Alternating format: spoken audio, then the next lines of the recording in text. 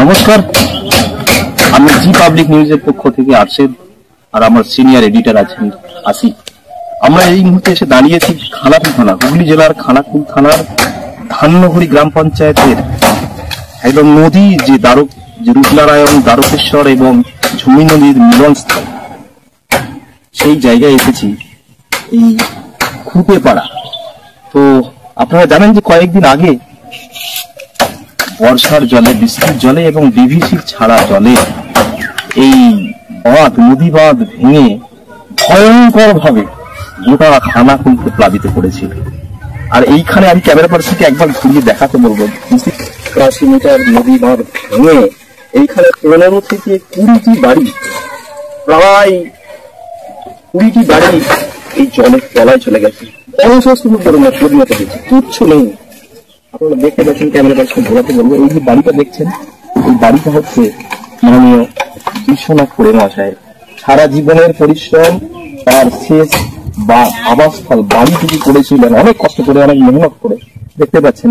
এবং আমরা এই যে জায়গায় দাঁড়িয়ে আছি, এই যে দেখছেন এই ভদ্রলোক, তিনি দেখছেন এখানে অনেক কষ্ট করে বুকে যন্ত্রণা নিয়ে নিজের যে কর্মস্থলে, এখানে তার একটি ফার্নিচারের দোকান ছিল, কাঠের কাজ করতেন। এখানে অনেক টাকা কাঠ ছিল, হাড়াই কাঠ ছিল এবং কাঠের গুঁড়ি ছিল অনেক, যেগুলো জলের স্রোতে ভাসিয়ে নিয়ে গেছে। দেখছেন তার শেষ সম্বল, ইনকামের যে রাস্তা, তার যে উপার্জনের রাস্তা, সেটুকুও নেই।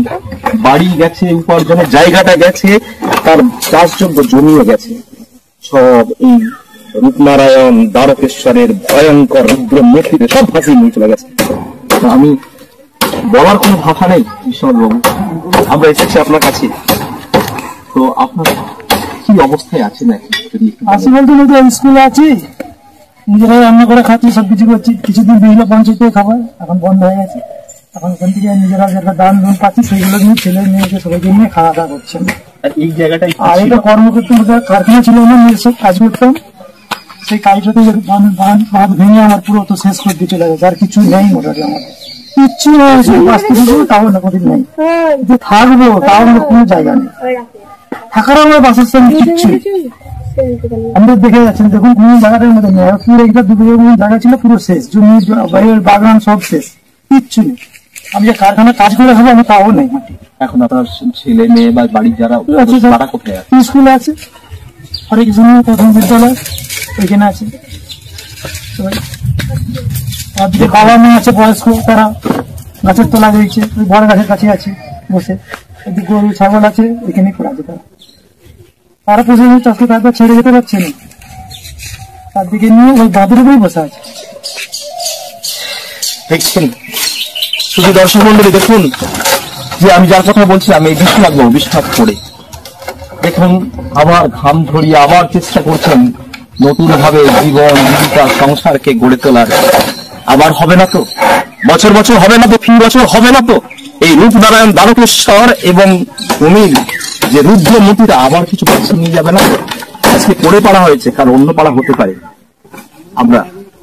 আমরা সরকারের কাছে আপিল করব, ঘাটাল মাস্টার প্ল্যান অবিলম্বে, ঘাটাল মাস্টার প্ল্যানের সঙ্গে খানাকুলের বিস্তীর্ণ এলাকা, আরামবাগ মহকুমার কিশোরপুর 1-2, ঠাকুরানী চক, ঘোষপুর, পোল, মারখানা, জগৎপুর, শোষাপাতা, ধান্যঘড়ি, আরো যে সমস্ত নিচু এলাকাগুলো আছে, এইগুলোকে ঘাটাল মাস্টার প্ল্যানের আওতায় আনতে হবে। তা না হলে এই এলাকার মানুষ, ঘাটালের মানুষরা প্রতি বছর এইরকম ভয়াবহ বন্যার শিকার হবে।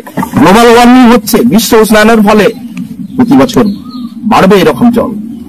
আমরা অ্যাপিল করছি জি পাবলিক নিউজের পক্ষ থেকে, আপনারা সহায় হন, এই এলাকার মানুষের দিকে দৃষ্টি দিন, আর অবিলম্বে নদী বাঁধ মেরামতি করে এনাদের পুনর্বাসনের জন্য ব্যবস্থা করার জন্য আমরা অ্যাপিল করছি।